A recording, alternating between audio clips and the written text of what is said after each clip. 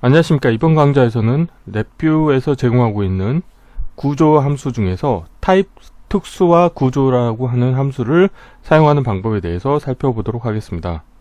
우선 강의를 시작하기 전에 구독과 좋아요 그리고 알람 설정을 해주시면 영상을 제작하는 데 큰 힘이 되겠습니다. 자, 오늘 실습할 이 함수 같은 경우에는 랩뷰 2018 이후부터 제공하는 새로운 기능이 되겠습니다. 그래서 이전에 랩뷰 2018의 새로운 기능 중에 하나인 가변 VI, 멜러블 VI라고 하는 것을 소개해 드린 적이 있었는데요.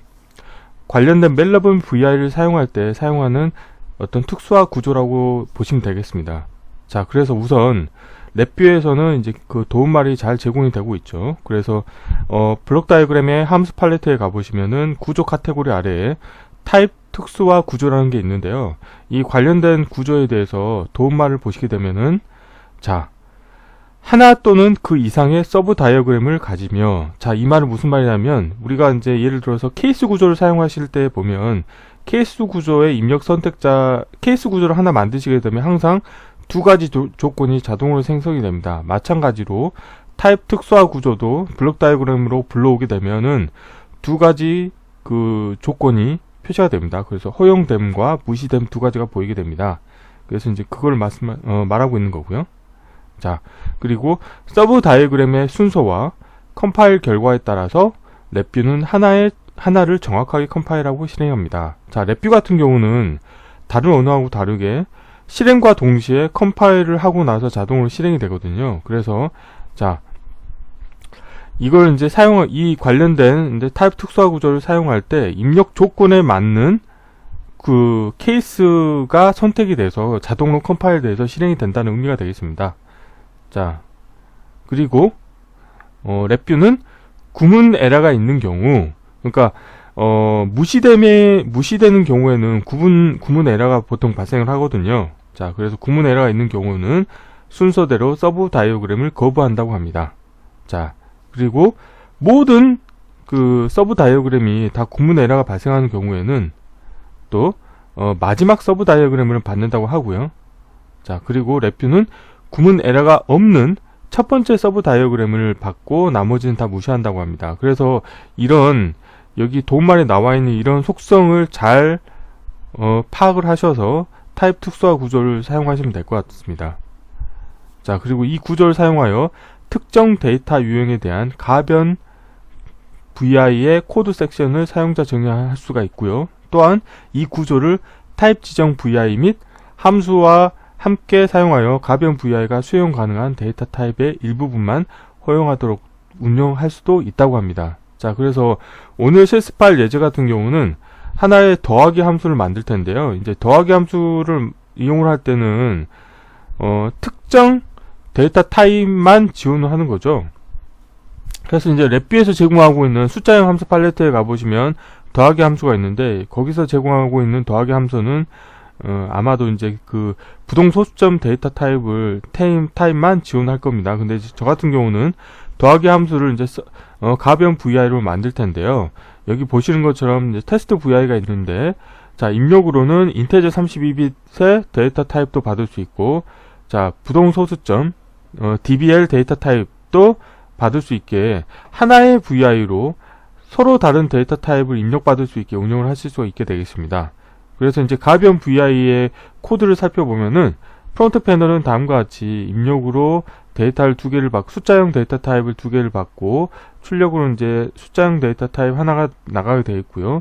내부적으로 블록 다이어그램 코드를 보시게 되면은 이렇게 인테저 32빗 데이터 두 개를 받아가지고 이건 이제 타입 특수화 구조를 제가 불러온 거죠. 그래서 이제 허용되는 경우에는 인테저 32빗 데이터 두 개를 받아서 더하기 함수를 이용해서 출력으로 내보내겠다. 지금 이렇게 이제 만들어 놨습니다. 자, 그렇지 않는 경우는 무시되는 경우에는 아무것도 제가 선언을 하지 않았고요. 자, 이론은 이 정도로 마치겠고요. 한번 실습을 해보도록 하겠습니다. 자, 바탕화면에서 새로 만들기에 폴더를 가지고요. 자, 타입 특수화 구조 사용하기라고 하겠습니다. 자, 경로를 복사하겠고요. 자, 저 같은 경우는 이제 보통 이제 다른 강의 할 때는 랩뷰 2017을 쓰지만, 자, 이렇게 이제 뭐 2018의 새로운 기능 같은 걸 소개해 드리기 위해서는 2018을 이제 사용을 하는데요. 자, 이처럼 하나의 PC에 여러 버전의 랩뷰를 설치를 하실 수가 있습니다. 자, 파일에, 저는 이제 여기서 우선 가변 vi 더하기라고 하는 가변 vi를 먼저 만들 겁니다. 그래서 새로 만들기로 가시겠고요. 자, 여기에 보시면은, 자, 템플릿으로 이렇게 가변 vi를 만들 수 있는 게 있습니다. 자, 확인을 누르겠고요. 자, 가변 vi를 만들 때 이제 제약사항으로 한 3가지가 있다고 말씀드렸었는데요. 자, 그 중에 한 가지는 이제 실행 옵션을 보실 수가 있습니다. vi 프로퍼티에서 실행 옵션에, 자, 기본적으로 호출하는 vi로 서브 vi 인라인이 선택이 돼 있어야 되거든요. 그리고 뭐 디버깅 허용과 자동 에러 핸들링 허용은 이제 체크가 해제돼 있어야 되고요. 근데 이런 것들을 이렇게 그 새로 만들기에서 이제 그 위저드 형태로 이 가변 vi를 만드시게 되면은 자동으로 이 실행 옵션은 설정이 되기 때문에 고려를 하지 않으셔도 될 것 같고요. 자, 여기서 저는 먼저 아이콘을 편집하겠습니다. 그래서 아이콘에서 아이콘 그림은 제가 이제 컨트롤 X로 잘라내겠고요. 자, add라고 하겠습니다. 자, 그리고 일단 저장을 하겠습니다. 컨트롤 S를 눌렀고요. 경로가 삭제가 됐네요. 자, 컨트롤 C 경로 붙여놓고, 자, 여기서 저는 add라고 하겠습니다. add.vim이 되는 거죠. 자, 그리고 자, 항상 모듈화를 할 때는 저 같은 경우는, 자, 클러스터, 자, 에라 클러스터 입력과, 자, 에라 클러스터 출력을 항상 사용하죠. 그래서 커넥터 펜의 왼쪽 하단과, 자, 오른쪽 하단에 연결해 주시고요. 자, 그 다음에 숫자형 컨트롤을 2개를 가져오겠습니다. 그 다음에 인디케이터도 하나 가져오겠고요.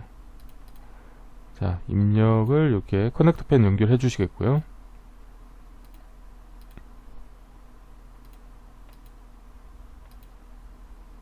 자, 이렇게 하면은 이제 프론트 패널의 구성은 다 완성이 됐고요.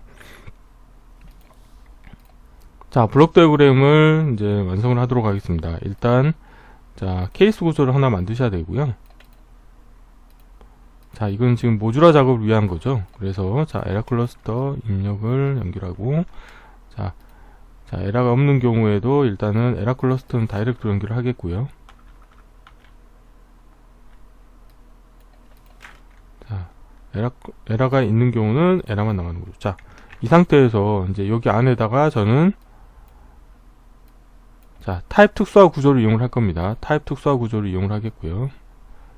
근데 가변 vi 같은 경우는 컨트롤과 인디케이터가 탑 레벨 다이어그램이 있어야 됩니다. 그래서 이 바깥쪽으로 운영을 하셔야 될 것 같고요. 자, in 1로 하겠고요. in 2로 하겠습니다. 그리고, 자, 데이터의 형은 인테저 32빗으로 바꾸겠습니다.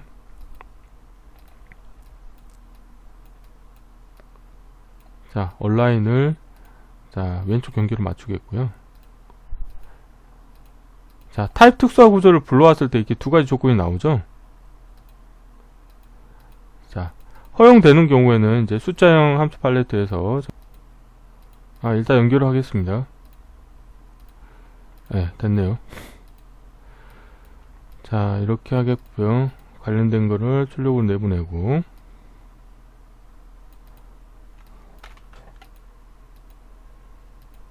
자, 최종 탑레벨 다이어그램에서, 자, 해주도록 하겠습니다.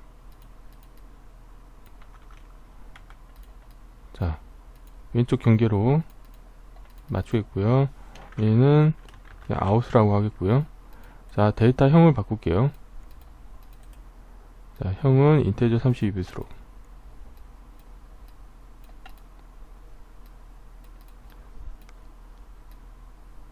자, 이렇게 하겠고요. 자, 무시되는 경우에는 이제, 여기는 보면은, 자, 에러가 있는 경우는 그냥, 자, 상수로 하겠습니다. 자, 이렇게 하면은, 지금 타입 특수화 구조를 이용을 해서 이제 가변 VI를 하나 만들었습니다. 그래서 이제 더하기라고 하는 가변 VI를 만들었고요. 자, 그 다음에 이제 하나의 이제 테스트 VI를 하나 만들게요. 자, 컨트롤 S.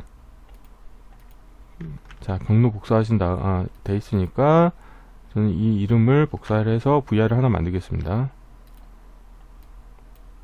자, 여기서 이제 뭘 할 거냐? 저는 이 가변, 방금 전에 만든 가변 VI를 불러올 겁니다. 그래서 add.vim을 불러올 거고요. 이 두 개를 불러올게요.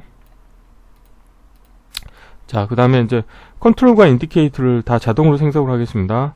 자동으로 생성하는 방법은 단축키로 컨트롤 스페이스 누르고 D를 누르면 되거든요. 자, 선택을 한 다음에 컨트롤 스페이스 D 하면 다 자동으로 생성이 됐고, 그 다음에 선택 영역 정리를 누르시게 되면 자동으로 이렇게 정리가 되고요. 여기서 에라 클러스터는 지우겠습니다.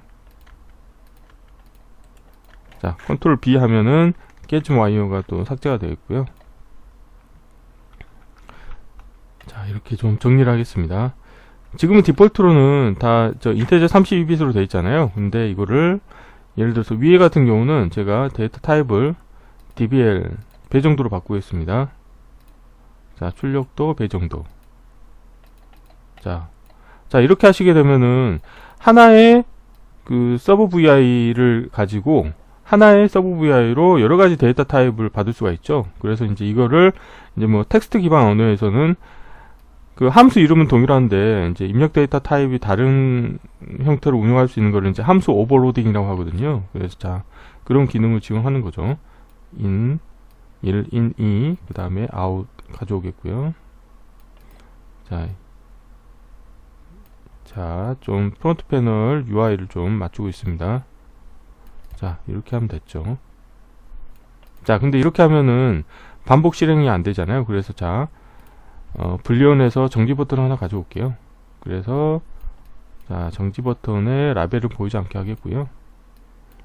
코드, 블록 다이어그램 코드는 이제 연속 실행이 할 수 있도록 화일 루프를 하나 만들겠고요. 화일 루프의 정지 조건에 그냥 이 정지 버튼 불리온 컨트롤 연결해 주겠고요. 관련된 코드를 이 화일 루프 안에 집어넣어 주시고, 화일 루프 안에는 항상 기다림 함수를 넣어줘야 된다고 말씀드렸죠. 그래서 기다림 함수를 하나 넣어서 한 100mm 주겠습니다. 자, CPU 로드를 줄이기 위한 거죠. 자, 이렇게 하면은 이제 연속 실행이 가능한 거죠. 자, 실행을 해보겠습니다. 자, 둘 다 동작되는 걸 확인하실 수가 있죠. 자, 그래서 이처럼 타입 특수화 구조를 이용을 해서 가변 VI를 만드실 수가 있고요. 자, 근데 이거는 이제 제가 그냥 어떤 이그젬플 코드로 만들어 본 건데요. 자, 랩뷰에서는 기본적으로 또 제공하고 있는 가변 VI가 몇 가지가 있습니다. 자, 그래서 지금 보시면 가변 VI를 제공하는 게 보면은 여기 타이밍에 보면은 데이터 흐름 지연이라고 하는 가변 VI가 있습니다. 그래서 이거 같은 경우도 보시면 이 도움말을 보시게 되면은 지금 이 VI가 하는 역할은 뭐냐면 지금 굵은 글자체로 있기 때문에 이 두 가지 입력은 반드시 필요하거든요. 그래서 어떤 값을 출력으로 내보낼 때 일정 시간 지연을 이제 발생한 이후에 내보내고 싶은 경우죠. 그래서 대기 시간만큼 기다리고 있다가 이 입력값을 출력으로 내보내는 건데, 이 입력값 자체가 지금 베리언트 데이터 타입으로 선언이 되어 있습니다. 그래서 이런 거를 이제 멜러블 VI라고 하거든요. 멜러블 VI라고 하는 거는 입력 데이터 타입의 형태에 따라서 출력 터미널의 데이터 타입이 결정지어지는 것을 말하고 있고요. 그리고 아이콘 모양 같은 경우는 약간 이렇게 주황, 오렌지색이라고 해야 되나? 자, 이런 색깔로 보입니다. 그래서 관련된 이제 가변 VI가 또 어디에 있냐면 배열 함수에도 있습니다. 그래서 배열에도 보면은 2D 배열 정렬, 1D 배열 섞기, 2D 배열 섞기, 그 다음에 배열 원소 증가, 감소 이런 게 있거든요. 그래서 뭐 예를 들어서 배열 원소 증가를 하나 가져와 보겠습니다. 그래서 이거 같은 경우도 입력으로 보면은 반드시 필요한 게 두 개가 있죠. 배열 입력과 인덱스가 있습니다. 근데 이 인덱스를 원소를 줄 수도 있고 1차원 배열 형태로도 줄 수가 있거든요. 자, 코드를 보시게 되면은 이 배열 원소 증가를 더블 클릭하시게 되면 관련된 소스 코드를 보실 수가 있습니다. 그래서 보시면은 소스 코드에 타입 특수화 구조를 이용을 하고 있죠. 그래서 지금 보시면은 인덱스 값이 원소인 경우에는 관련된 부분이 수행이 됩니다. 그래서 여기 보면은 인플레이스 원소 구조라고 해서 이거는 이전에 또 한번 강의를 한 적이 있는데 메모리를 효율적으로 운영하기 위한 구조가 되겠죠. 그래서 이거는 메모리가 입력에서 선언된 메모리를 그대로 사용을 해서 출력으로 내보내는 그런 구조가 되겠습니다. 그래서 여기서는 그 중에로 하나로 자, 이 배열 인덱스에, 그러니까 배열의 인덱스에 해당하는 값을 대체하는 함수가 되겠습니다. 그래서 이 인덱스에 해당하는 값에다 2를 더한 다음에 다시 출력으로 내보낸다는 의미가 되겠거든요. 그래서 인덱스 값이 원소일 때는 관련된 케이스가 서브 다이어그램이 실행이 되는 반면에 자, 이 뒤에 보시면은 이렇게 서브 다이어그램이 깨져 있죠. 자, 그래서 이게 에라 구문이 있는 경우죠. 근데 인덱스가 1차원 배열인 경우에는 관련된 이 서브 다이어그램이 활성화가 됩니다. 근데 이 서브 다이어그램이 활성화되는 타이밍은 이제 프로그램을 실행할 때 이제 타이밍이 되죠. 그래서 이제 컴파일하기 직전에 그 에라 구문이 없는 서브 다이어그램이 선택이 돼서 실행이 되기 때문에 입력 데이터 타입이 인덱스가 원소인 경우는 관련된 서브 다이어그램이 실행이 되고 인덱스가 1차원 배열인 경우에는 관련된 서브 다이어그램이 실행이 됩니다. 그래서 이런 것처럼 타입 특수화 구조를 이용을 하시게 되면은 가변 VI를 운영을 하실 때 효율적으로 운영을 하실 수 있게 되겠습니다. 자, 그래서 이번 강좌 같은 경우는 구독자분 중에 한 분이 이제 타입 특수화 구조에 대해서 강의를 해주면 좋겠다고 말씀을 하셔가지고 준비를 해봤었는데요. 자, 이처럼 구독자분들 중에서 구독자분들이나 뭐 구독을 하지 않으셨지만 뭐 랩뷰를 공부하고 계신데 궁금한 게 있고 이런 내용에 대해서 강의를 하면 좋겠다, 해주시면 좋겠다 하는 게 있으면 댓글을 달아주시면 제가 해드릴 수 있는 범위 안에서는 관련된 그 강의를 준비해서 자, 강의를 진행하도록 하겠습니다. 이번 강좌는 이상으로 마치겠습니다. 감사합니다.